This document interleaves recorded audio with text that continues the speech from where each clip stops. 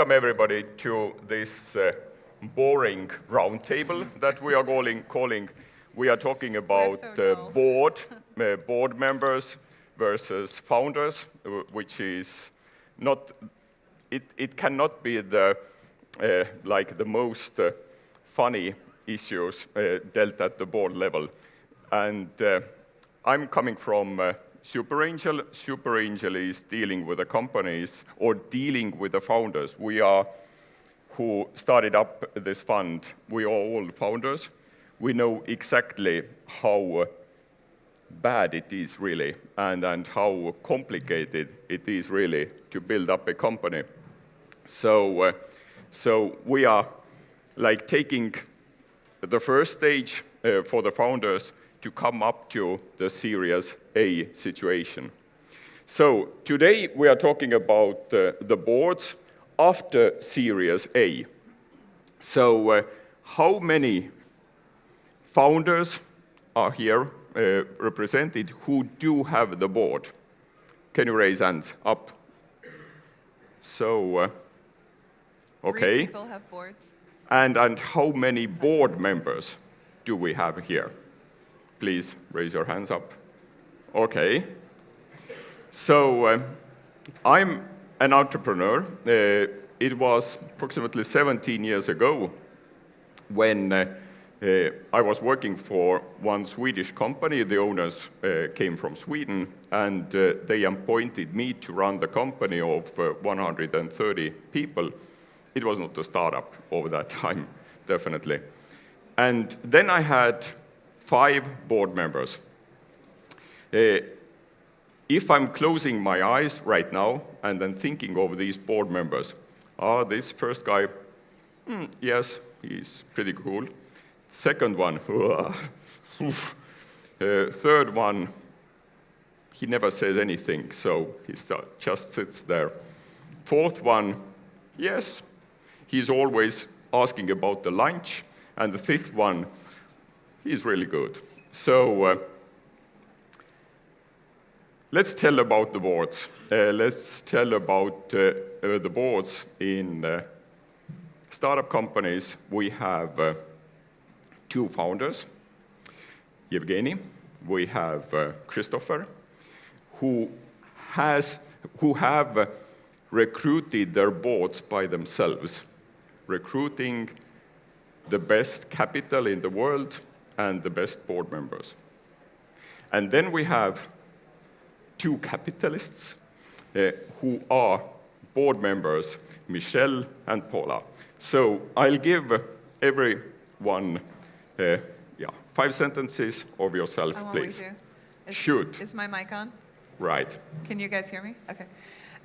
My name's Paula Gould. I work in the sexiest part of the internet, which is DNS.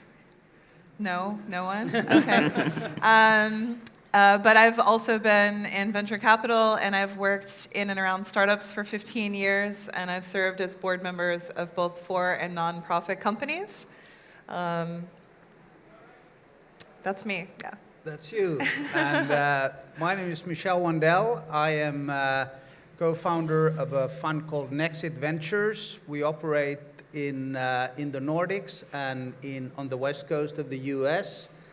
I have been at this at almost 20 years since we founded Nexit, and have actually sat on a number of boards since. And believe it or not, we organized ourselves so that we actually also have some kind of a board to report to and to be embarrassed for and so forth. That's me. Hi, so yeah, I'm Kristoffer. I've been a technologist basically my whole life. Probably known for Holvi, which was a fintech banking company sold to BBVA, and Solu, which was a completely new operating system and a new computer. And now I'm working with something called Attractive, which is a one-click service for analyzing your UX and usability using AI and algorithms and so forth. So no more expensive consultants for that kind of stuff. And yes, many ups and downs with boards. Hi, I'm Evgeni. I'm like a classical technical founder to the point that I have a PhD in computer science. And I went also the very classical path of being a scientist and then an engineer and then becoming the CEO of my company. And so for the last 10 years, I ran, more or less ran ZeroTurnAround. And last year I sold it, so now I'm retired. Okay, thank you. And let's start with you, Evgeni. So when you were raising Series A, did you think about recruiting the board, or you were only thinking of money? So we actually had we did everything backwards at ZT. One of the things we did backwards is raising money because basically we had a deal together with some completely random company because investors came to us through a secondary deal, not through like a primary deal. So they bought shares from other shareholders. And then that company we had to deal with, at the last possible moment, they decided they don't want to invest, they want to acquire us, and we didn't want to sell. So I had a friend, and who had a friend, and that friend said, like, already through that deal, he said, like, you know, I can, if you guys, it doesn't work out, I really want to put some money in, and I have some friends which will come along and, like, put the money in. And so the friends he brought along was Bain Capital Ventures, one of the top tier, you know, VC companies. We had no idea who they are. We found out, like, later, oh, yeah, actually, we got a guys who have, like, a, you know, $1 billion fund, and, like, and they have an infinite amount of money, and, like, pretty much one of the top dogs. So, I would say that the board I ended up with was completely accidental, but I also was very lucky because the people we got were, you know, top people, and they were extremely smart, extremely knowledgeable, and were extremely helpful. And how many board members did you have then? We just had 2 of the investors and 2 of the founders. Did you have anybody like experts coming in, or?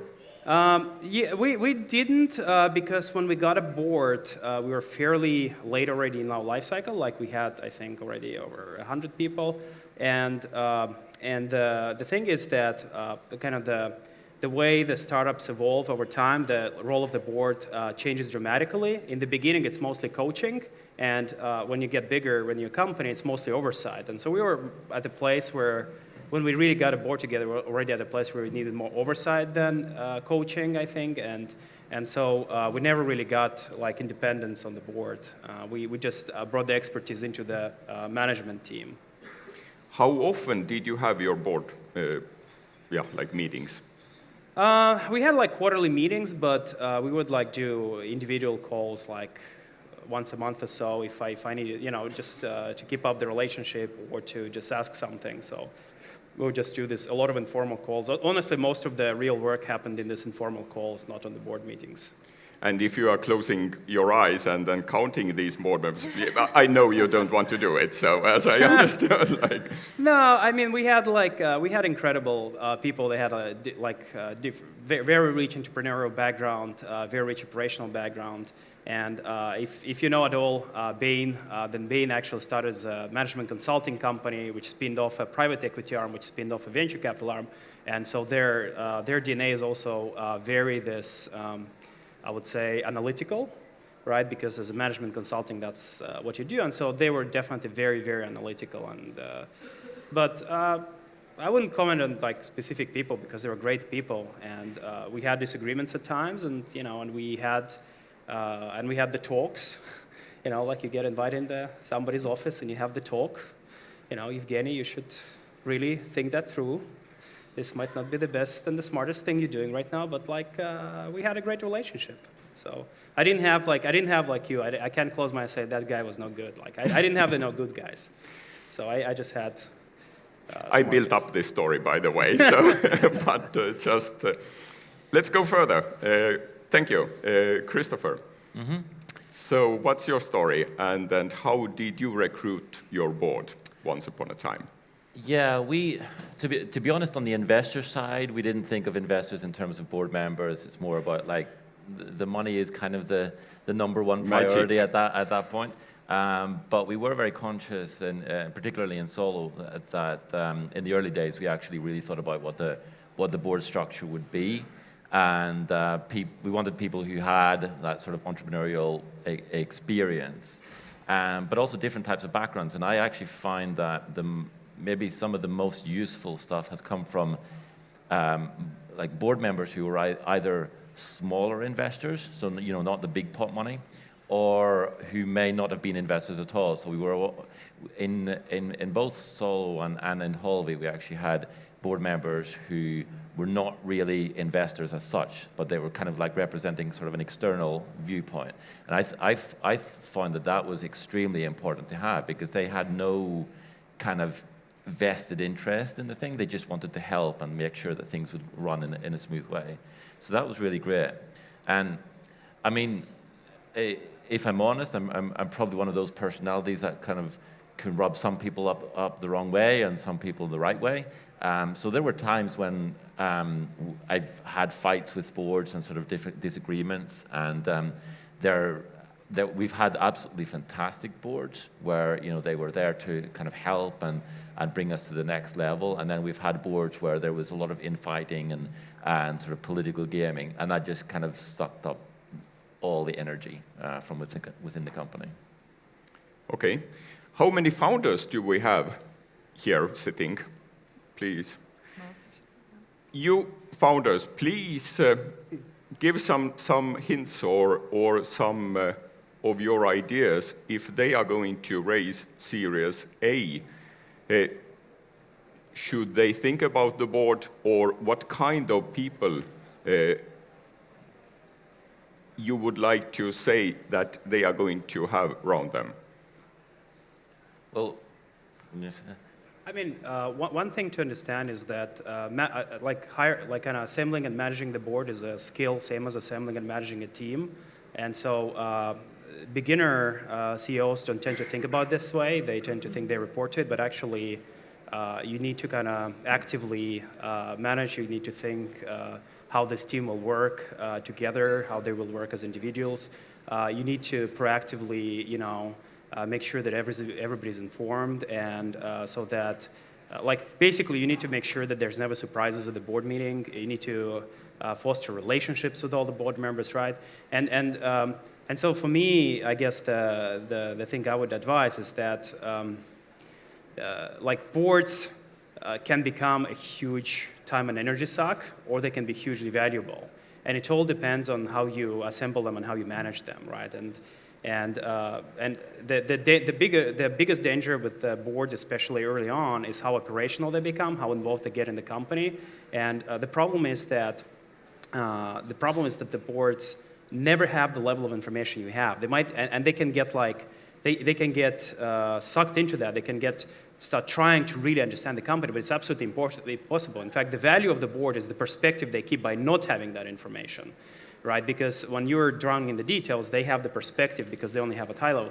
So one really rule of thumb I had with the board, which might be helpful, is that when you do make board presentations, everything in the board presentation, everything in the deck has to be something that you use day to day in the company.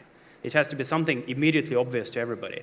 And if the board asks for something additional to that, then you have to stop and think if this is something you should be using day to day, right? If this is something that's missing from your day to day operational metrics, or is this something that you should push back on the board and say you shouldn't get into that?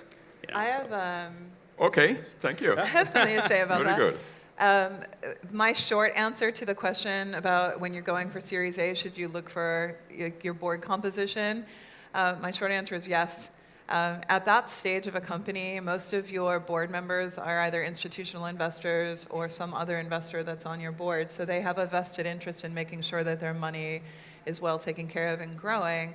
And sometimes at that particular stage of a company, that's not necessarily, you're not going to get the return right then. So you do need somebody, I feel, who doesn't have that stake in the game and who also maybe has some industry experience. Because when you go for Series A, most of that capital is going into growing into different markets, right? So you hire some developers, to build those features that always are on the roadmap, sometimes never get done.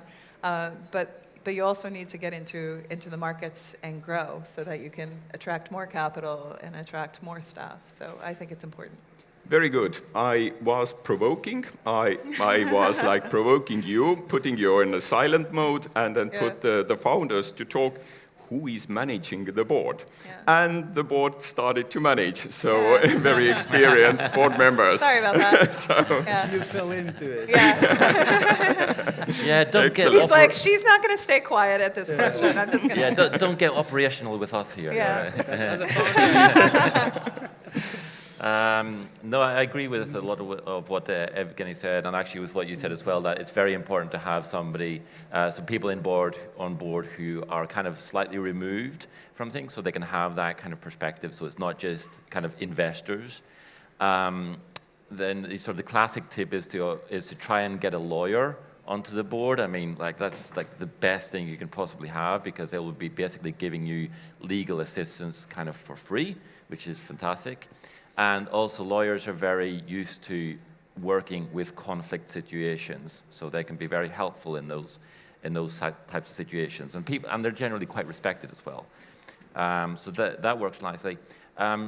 Definitely try to get somebody who has entrepreneurial and founder experience, so not just kind of industry experience, but also the experience of going through that whole process, because it's a really, really tough process.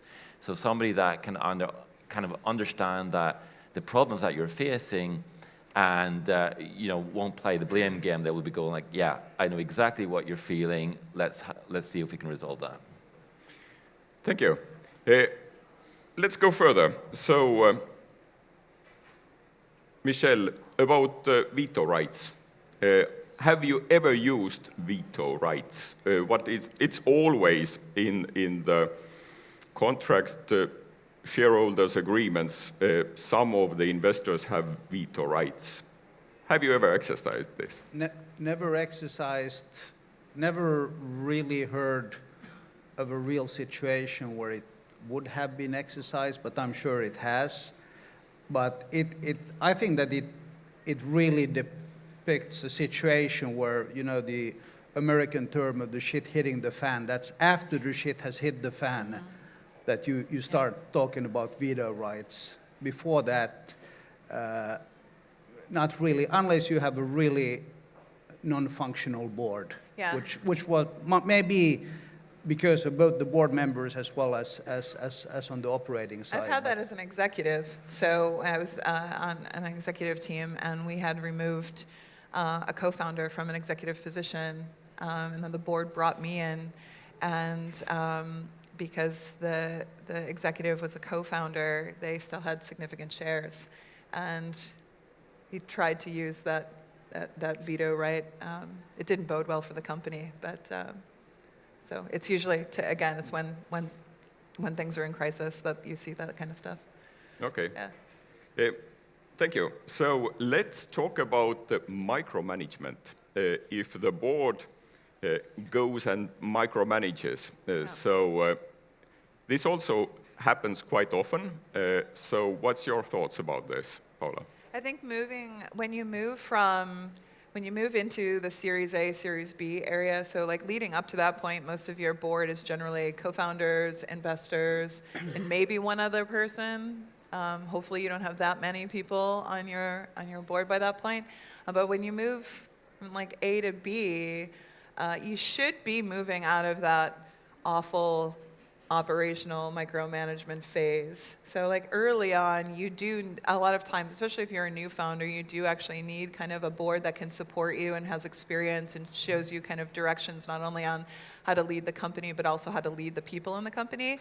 But I think as you move towards A and B, it's time to kind of remove some of the people who are going to bring an operational discussion into the board and replace them with people who are actually like, we don't really care how you manage that particular situation. We just want to know that you're moving towards the right goals.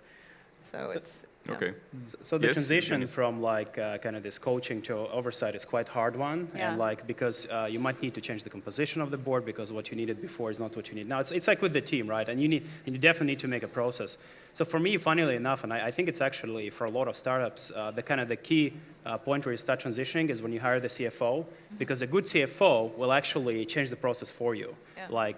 And the good CFO will really help the board management establish the process, and kind of take over a lot of that nuts and bolts of running the board that the CEOs do. And so I had a wonderful CFO, and he absolutely like just came and and said like Evgeni, like the board is too involved, like there's too we should really raise the level. Here are the things we shouldn't be talking about, and then he and I I think I at that point just went and like talked that through with the board and like how we want to change things and so on, and so this is like a kind of very nice milestone. Like when you hire a CFO, that's when you're transitioning to more becoming a company, and a good CFO will kind of help you that transition. And that was the board who said that you should hire and a the board made me hire the CFO, and then that CFO But that's came not in micromanaging, that's just good advice. and changed my relationship with the board. Yes.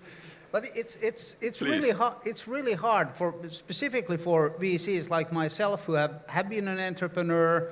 I've been in the situation. We invest only in companies that operate in markets or areas that we really understand, and still to this day, after having been sort of for 18, 19 years on the dark side, I have to sort of pull myself back from that. Don't ask that question, because that's not the proper question to ask.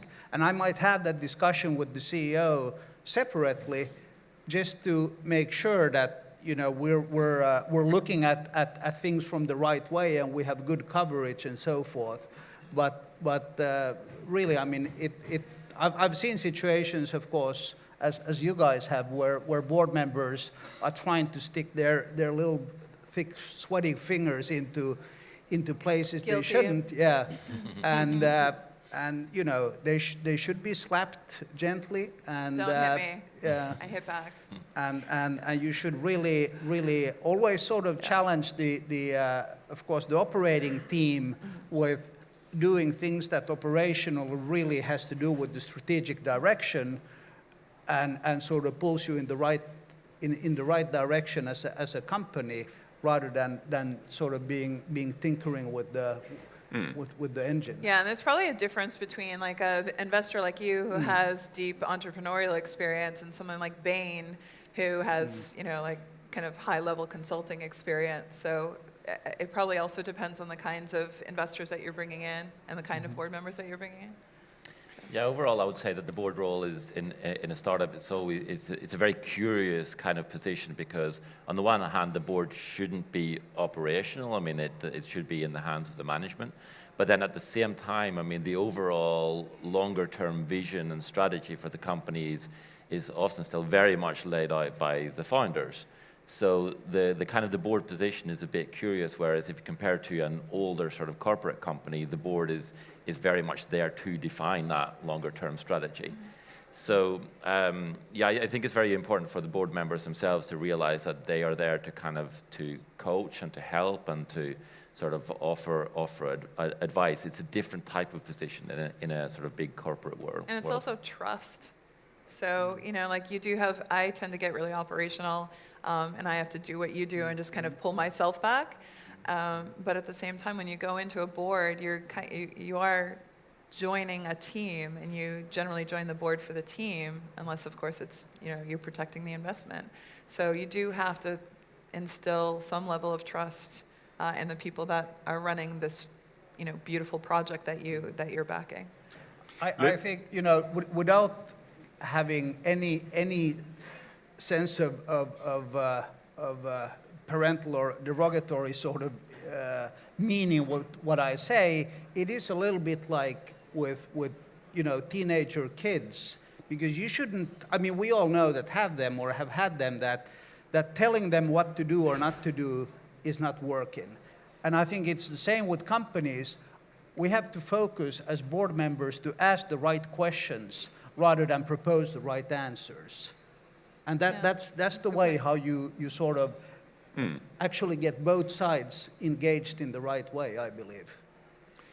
Very good. So let's go to this loneliness index, because founders sometimes or quite oftenly feel lonely, like with their own problems, and during the night, if there is like a very critical situation, have you founders ever called to your board members and just to talk about, to ventilate some questions? Have you ever done this? Oh yeah, Yeah, definitely. But not just board members. I mean, all kinds of people, sort of advisors, people with But why experience. not to board members, who are the closest team to you? I've done it with board members as well, but I mean, it's more like, who is the kind of person who will understand this issue that I'm going through? And sometimes it's just somebody to listen. I mean, it might even be a situation where you're kind of dealing with something with the board, so at that point, maybe like a board member is not the person that you want to talk to. You want to talk to another, say, founder and sort of figure out how they dealt with that kind of situation. So it's a bit of both. It really depends on the situation. Question to you, Evgeni. Have you ever done this? Yeah, I mean, and I had both like founders and non-founders on my board, so like I called both all kinds of people at all kinds of time, and just to, you know, and because like there's kind of two kinds of crises in a startup, like it's either a money crisis or a people crisis, and especially when it's a people crisis, you know, when you have to make tough decisions, you let go somebody, or you know, or your team is just not working together, you know, that's when I kind of, I guess. I mean, in both cases, but those are probably psychologically the hardest, and like, and where you really want to get advice from people who actually know the team and like and can help you a bit work through it, especially early on. Like, you know, later I had my team, I had my CFO, I had my HR. Like I had all these different people who I could go to for advice and who could help me solve that. But early on, when you don't have that kind of support network within your team, then you rely much more on the board members.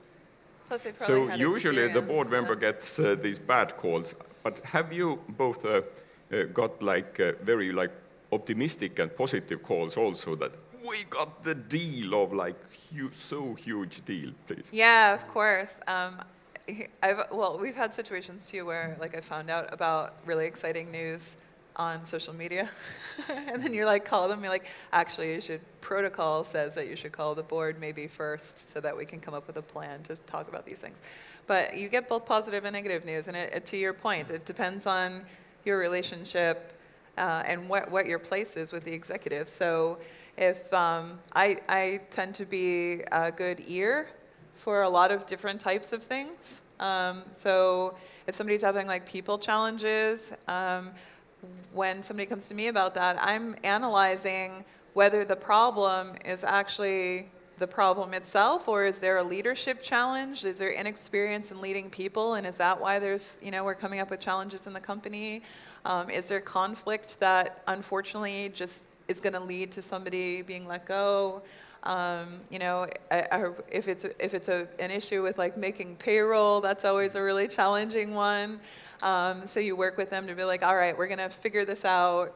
Like, let's get down to things. But I mean, obviously, when you get a phone call, you're hopeful that the call is about something really positive. But I think more often than not, like the Usually function, not. the function is like, hey, I got this situation.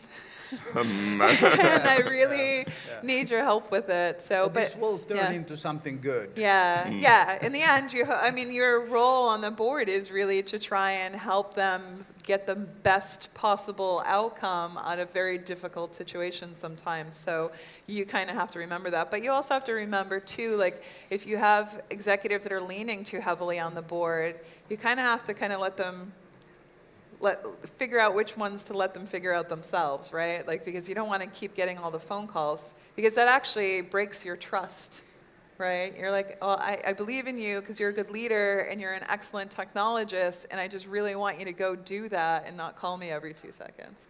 So it's you have to set the tone and the boundaries. Yeah. I have one question to Kristoffer. Sometimes you have said that introverts become like aggressive extroverts. Tell us about this story. So this was something that I heard from. It was a kind of, I think, board professional in London. So there's actually research that shows that under like super stressful situations, life and death kind of situations, not just can we make this deadline, but like life and death situations, that people's personalities switch. So people who are normally sort of quiet introverts become aggressive extroverts or very pushy, and vice versa. So people who are normally like, the big egos will suddenly sort of close down. And so the suggestion was really that for a sort of board composition, it's quite important to have, there was like 4 corners, I don't remember them exactly, but there was basically 4 corners, and you should have somebody from each of the corners so that when, not if, but when one of those situations occur, and then the personalities start to switch, then you still have all your bases kind of covered. Whereas if everybody who was an introvert before, if you have a board of introverts who suddenly become all aggressive assholes, then that's not going to be a very happy situation. It'd be really, I've never had this happen, but it'd be so interesting. Like, when you're onboarding employees, you have them take personality tests.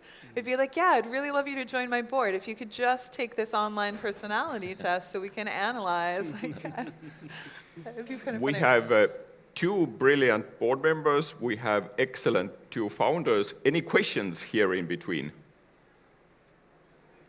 Obviously, we've given you all of the information we are, you need. I'll give you some time, think out some questions, and let's talk about, it's not the popular topic, but how board members get paid.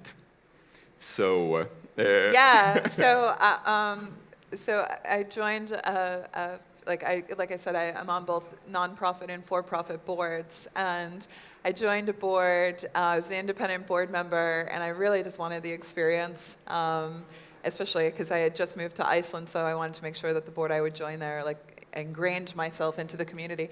So I just took a board salary, and I completely regret that because, of course, we sold into a major U.S. tech company, so everyone else got, like, payout and equity.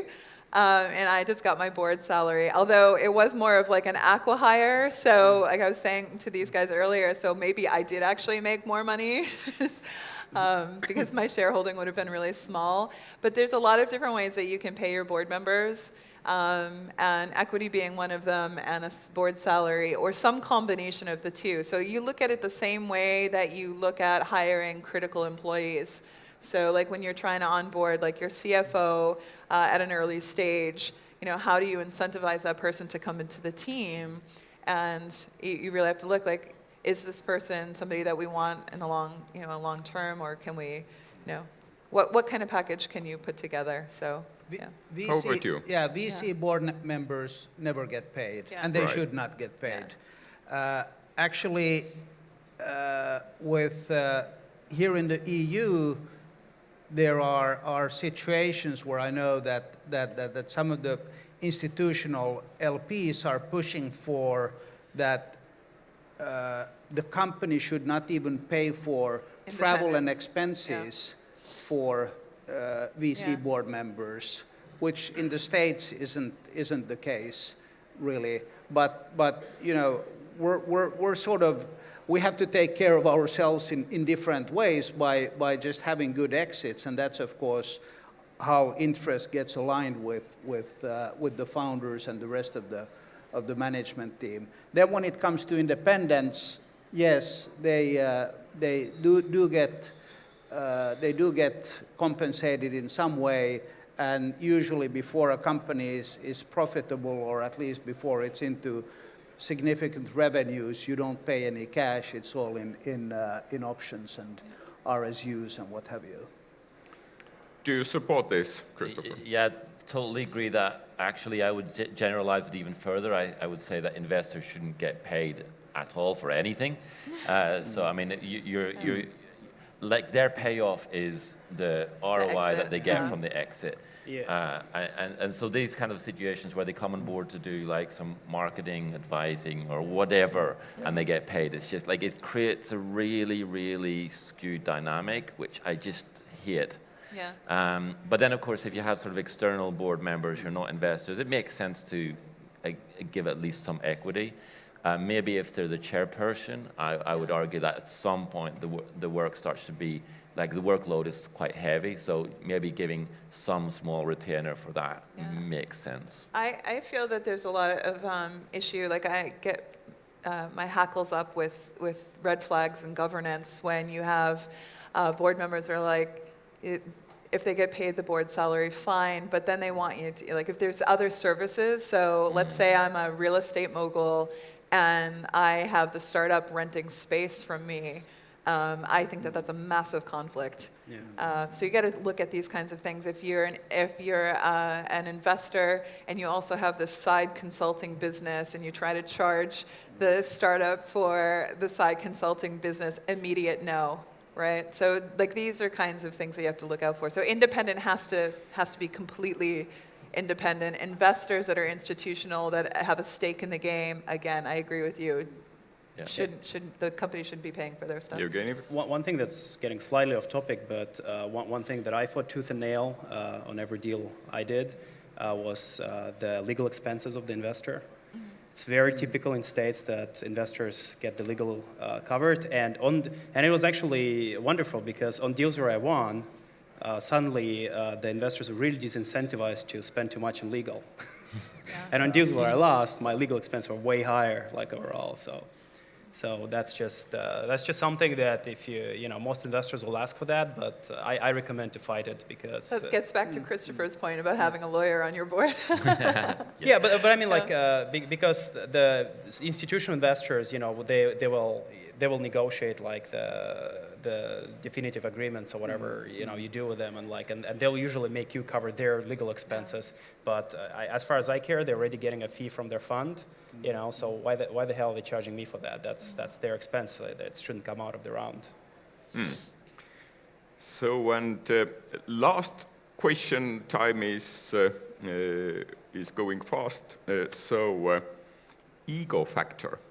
Have you ever seen in your boards some egos like coming up or popping up, and what have you done if the situation occurs?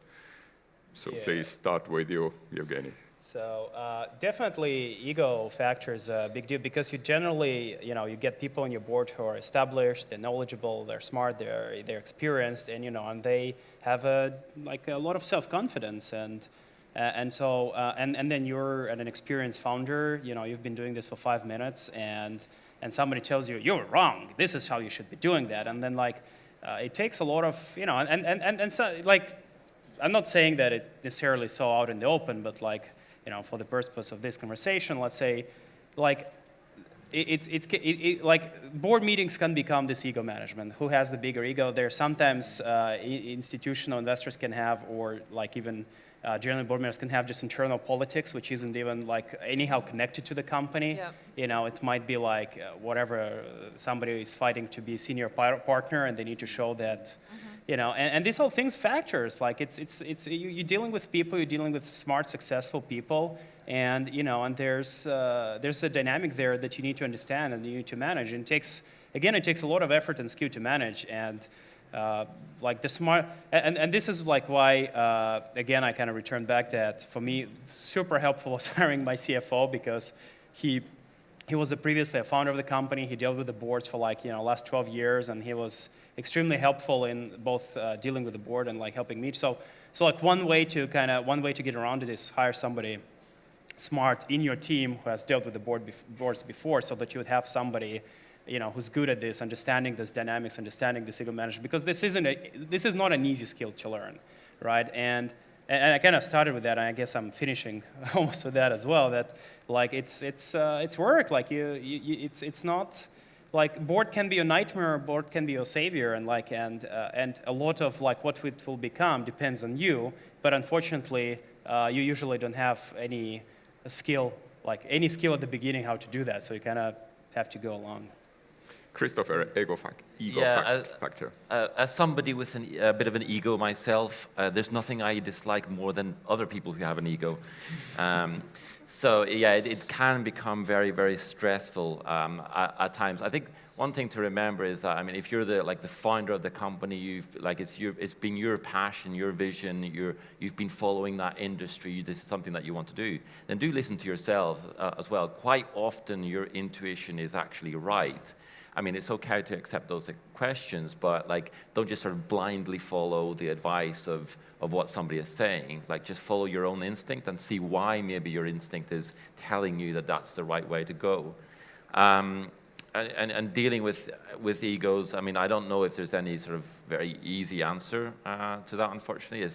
It's just to work with the other people. So it's very important. That's why you don't have a board where everybody has an ego, because that's just never going to work. But you get the people who are like the more calmer or the more sort of rational people to sort of help managing that. And actually the board itself as a unit can help. So we were talking about this a bit earlier, that the board can actually help whenever you're managing, say, an investor or a shareholder or even a big deal, like a sort of partner, the board can be there to kind of assist in managing to some extent that ego or that situation. So you can offload things to the board. You can say that, look, this deal that you're proposing, I talked to the board and they believe that this is not a good deal. And at that point, the investors, I found, tend to be more flexible to then move on the deal rather than if it was just me saying exactly the same thing. That's a pretty good point. Thank you, The Michel. bottom line is that the VC industry is very ego-rich. And specifically in the States, it's appalling. I mean, it really is somebody who I don't think that I have much of an ego or try to take more space than what I can add in the room. And some of the deals that we have been involved with, specifically on the U.S. side, has just been jaw-dropping. Sort of how much time and resource is spent on two sort of cocks fighting each other over something that doesn't really belong there at all. Yeah. Thank you. And it's also worth noting that it's not just, like a lot of people just attribute ego to male ego, and women have egos too. If I have a lot of expertise in something, and I'm fighting another group of people who also have expertise in something else, I'm going to fight for that as well. So, yeah. Thank you. Gender dynamics. One thing I would add, which actually is super helpful to know in the beginning, is that you just brought an institutional investor on board. You took a lot of money. They have these big papers which says they have veto power and power to fire you and like all these scary things. And so like usually founders become a bit scared of the investors. Like they become, they're afraid to stand up to them. Because they think that they might get fired, and so and actually what you discover is founders have like a lot more power than you think you do. Like the only time that you get fired is like when the ship is already burning, and drowning at the same time, and because like that's like the worst situation for the investor is like they invest in the founders, and finding somebody to take over a company which is in distress is really really hard, so they'll do like everything before that to help you. And so in reality, that's something you discover is that founders have a lot of power. So even if people have big egos, you can't just say no. And it's, you have to say no in a graceful, tactful, and nice way because you want to keep good relationships. But you don't, you do have the power to say no at any given time. Yeah, and we as investors, we invest in people and their ideas. We don't invest in our own ideas. That is past for us. So I fully agree with what you say. Thank you. So let's round it up. Our time is up. And very fast questions, please. Yes, please. It's amazing to see both sides of the scales on the cardboard. I have a question about dedication. What do you think? I'm looking at the LinkedIn. I see people in multiple boards. What does it mean for you if there is somebody who is in multiple boards, or you would expect somebody to be more dedicated, working directly with you, or the other way around? Do you mean from like the board person perspective, like you Both. have a board member and you expect them to be more engaged? Yeah. I find that the only time that founders want a board member more engaged is when the company is in trouble and they're trying to deflect responsibility off to the board. So you're in kind of like a hard position because if you're involved, they want you to back off because they got this. And then if you back off, especially when there's a really critical time, it's like, my board does nothing. I can never count on them. And this is just, I have a background in communications and PR people get blamed for every single thing in the company. So but they cause the problems too. Yeah, we cause all the problems. So at the board level, I'm actually quite used to that argument. So I don't get too caught up in the back and forth. And if somebody wants me to engage, I engage. If somebody wants me to disengage, depending on the situation, I either disengage or I temper the way that I'm engaging. If that makes sense. Thank you. We had one more question here, please.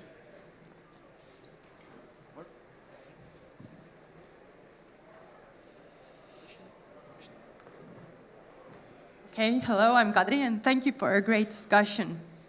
I have a question that you have had different experiences, and I would like to ask about the number of board members and the efficiency. As we heard, Evgeni had 4 people on board.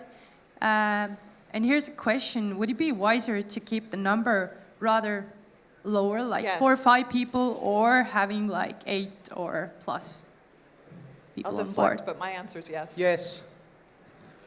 So yeah, less is better. I mean, there is probably a limit to that. I think the sweet spot is somewhere between 3 and 5. But if it's beyond that, then the chances of political messes and egos just goes up exponentially. So you just don't want that. And your valuable time. Yeah. Yeah. You spend more time on basically Yeah. managing relationships and everything. It's going to burn time. Okay, so let's wrap it up and thank you. Thanks. Thank you. And thank you.